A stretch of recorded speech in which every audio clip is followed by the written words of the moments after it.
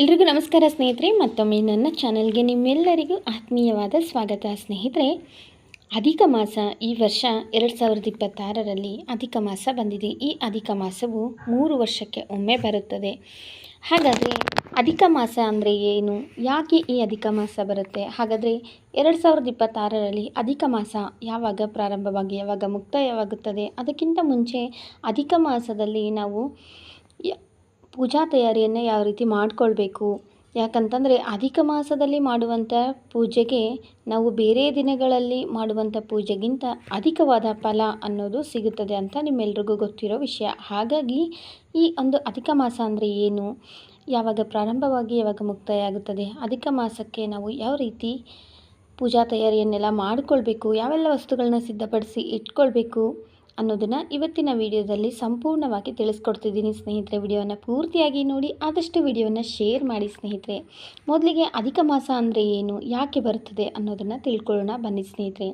ಅಧಿಕ ಮಾಸ ಅಂತ ಅಂದರೆ ಹಿಂದೂ ಪಂಚಾಂಗದ ಪ್ರಕಾರ ಚಂದ್ರಮಾಸ ಮತ್ತು ಸೌರಮಾಸದ ಸಮಯದ ಅನುಗುಣವಾಗಿ ವ್ಯತ್ಯಾಸ ಉಂಟಾಗುತ್ತದೆ. ಇದನ್ನು ಸರಿಪಡಿಸಲು ಸುಮಾರು 32 ತಿಂಗಳಿಗೆ ಒಂದು ಸರ್ತಿ 16 ದಿನಗಳು ಜಾಸ್ತಿ ಬರುತ್ತದೆ, ಅಂದರೆ ಎಕ್ಸ್ಟ್ರಾ ಬರುತ್ತದೆ. ಈ ಹೆಚ್ಚುವರಿ ಬಂದಂಥ ದಿನಗಳನ್ನು ಒಂದು ತಿಂಗಳು ಅಂತ ಪರಿಗಣಿಸಿ ಅದನ್ನು ಅಧಿಕ ಮಾಸ ಅಂತ ನಾವು ಆಚರಣೆ ಮಾಡ್ತೀವಿ ಸ್ನೇಹಿತರೆ. ಈ ಒಂದು ಅಧಿಕ ಮಾಸಕ್ಕೆ ಅಧಿಪತಿ ಶ್ರೀಮನ್ನಾರಾಯಣನ ಅವತಾರವಾದ ಪುರುಷೋತ್ತಮನೇ ಈ ಒಂದು ಮಾಸದ ನಿಯಾಮಕನು ಅಂತ ಹೇಳ್ತಾರೆ. ಅಷ್ಟೇ ಅಲ್ಲದೆ ಈ ಒಂದು ಅಧಿಕ ಮಾಸವನ್ನು ಮಲಮಾಸ, ಪುರುಷೋತ್ತಮ ಮಾಸ ಅಂತ ಸಹ ಕರೀತಾರೆ ಸ್ನೇಹಿತರೆ. ಹಾಗಾದರೆ ಈ 2026ರಲ್ಲಿ ಅಧಿಕ ಮಾಸ ಯಾವಾಗ ಪ್ರಾರಂಭವಾಗಿ ಯಾವಾಗ ಮುಕ್ತಾಯ ಆಗುತ್ತದೆ ಅನ್ನೋದನ್ನು ಮೊದಲಿಗೆ ತಿಳ್ಕೊಳ್ಳೋಣ ಬನ್ನಿ ಸ್ನೇಹಿತರೆ. ಈ ವರ್ಷ ಅಧಿಕ ಮಾಸವು ಜೂನ್ 17ನೇ ತಾರೀಕಿನಿಂದ ಪ್ರಾರಂಭವಾಗಿ ಜುಲೈ 14ನೇ ತಾರೀಕಿನವರೆಗೂ ಅಧಿಕ ಮಾಸ ಇರುತ್ತದೆ. 1 ತಿಂಗಳುಗಳ ಕಾಲ ಈ ಒಂದು ಅಧಿಕ ಮಾಸ ನಮಗೆ ಪ್ರಾಪ್ತಿಯಾಗುತ್ತದೆ ಸ್ನೇಹಿತರೆ.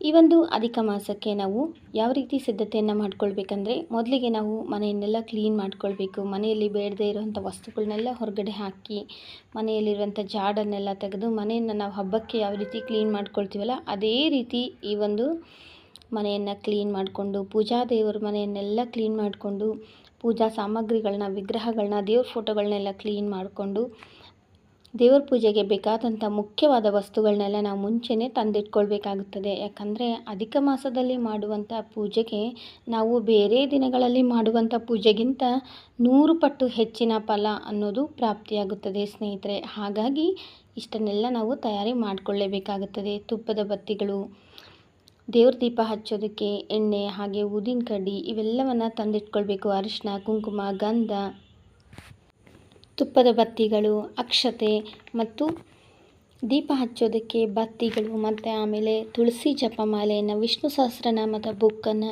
ಈ ರೀತಿಯಾಗಿ ನಮಗೆ ಬೇಕಾದಂಥ ಪೂಜಾ ಸಾಮಗ್ರಿಗಳ ಎಲ್ಲ ಒಂದು ತಯಾರಿಯನ್ನು ಮಾಡಿಟ್ಕೊಂಡು ಈ ಒಂದು ಅಧಿಕ ಮಾಸದಲ್ಲಿ ಎಷ್ಟು ದಿನ ಸಾಧ್ಯವೋ ಅಷ್ಟು ದಿನ ಭಗವಂತನನ್ನು ಪೂಜೆ ಮಾಡೋದರಿಂದ ನಮಗೆ ಅಧಿಕ ಫಲ ಅನ್ನೋದು ಪ್ರಾಪ್ತಿಯಾಗುತ್ತದೆ. ಅಷ್ಟೇ ಅಲ್ಲದೆ ಈ ಒಂದು ಅಧಿಕ ಮಾಸದಲ್ಲಿ ಯಾವುದೇ ರೀತಿಯಾದಂತಹ ಒಂದು ಶುಭ ಕಾರ್ಯಗಳನ್ನ ಮಾಡೋದಿಲ್ಲ, ಕೇವಲ ನಾವು ದೇವರ ಕಾರ್ಯಗಳನ್ನ ಮಾತ್ರ ಮಾಡ್ತೀವಿ. ಹಾಗಾಗಿ ಈ ಒಂದು ಅಧಿಕ ಮಾಸದಲ್ಲಿ ಪ್ರತಿನಿತ್ಯ ಯಾರು ಬೆಳಿಗ್ಗೆ ಬೇಗ ಎದ್ದು ಪೂಜೆಯನ್ನು ಮಾಡಿ ಶ್ರೀಹರಿಯ ಒಂದು ಸಹಸ್ರನಾಮವನ್ನು, ಅಂದರೆ ವಿಷ್ಣು ಸಹಸ್ರನಾಮವನ್ನು ಪಾರಾಯಣ ಮಾಡೋದು ಆಗಿರ್ಬೋದು, ಅಥವಾ ವಿಷ್ಣು ಪುರಾಣವನ್ನು ಓದೋದು, ಭಗವದ್ಗೀತೆಯನ್ನು ಓದೋದು, ಈ ರೀತಿಯಾಗಿ ದೇವಸ್ಥಾನಗಳಿಗೆ ಹೋಗಿ ತೀರ್ಥ ಸ್ನಾನವನ್ನು ಮಾಡಿ ಅಲ್ಲಿ ದಾನಗಳನ್ನ ಮಾಡೋದಾಗಿರ್ಬೋದು, ದೇವಸ್ಥಾನಗಳಲ್ಲಿ ವಿಷ್ಣು ಸಹಸ್ರನಾಮ ಪಾರಾಯಣವನ್ನು, ಈ ರೀತಿಯಾಗಿ ಒಳ್ಳೊಳ್ಳೆ ದೇವರ ಕಾರ್ಯಗಳನ್ನ ಮಾಡೋದ್ರಿಂದ ಅಧಿಕವಾದ ಫಲ ಅನ್ನೋದು ನಮಗೆ ಪ್ರಾಪ್ತಿಯಾಗುತ್ತದೆ ಸ್ನೇಹಿತರೆ. ಅಷ್ಟೇ ಅಲ್ಲದೆ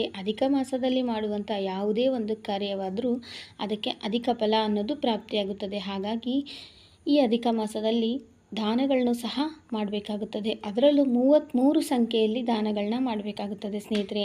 ಯಾವೆಲ್ಲ ದಾನಗಳನ್ನ ಅಧಿಕ ಮಾಸದಲ್ಲಿ ಮಾಡಿದರೆ ಯಾವ ಫಲ ಪ್ರಾಪ್ತಿಯಾಗುತ್ತದೆ, ಮತ್ತು ವಿಶೇಷವಾಗಿ ಈ ಅಧಿಕ ಮಾಸದಲ್ಲಿ ಅಪೂಪ ದಾನವನ್ನು ಮಾಡಬೇಕಾಗುತ್ತದೆ. ಅದರ ಮಹತ್ವವೇನು, ಯಾಕೆ ಅದರ ದಾನವನ್ನು ಮಾಡಬೇಕು, ಅದರಿಂದ ನಮಗೆ ಸಿಗುವಂಥ ಫಲಗಳೇನು, ಮತ್ತು ಅಧಿಕ ಮಾಸದಲ್ಲಿ ನಾವು ಮುಖ್ಯವಾಗಿ ಯಾವೆಲ್ಲ ಕೆಲಸಗಳನ್ನ ಮಾಡಬೇಕು, ಯಾವೆಲ್ಲ ಕೆಲಸಗಳನ್ನ ಮಾಡಬಾರ್ದು ಅನ್ನೋದನ್ನು ನಾನು ಮುಂದಿನ ವಿಡಿಯೋದಲ್ಲಿ ಸಂಪೂರ್ಣವಾಗಿ ತಿಳಿಸ್ಕೊಡ್ತೀನಿ ಸ್ನೇಹಿತರೆ.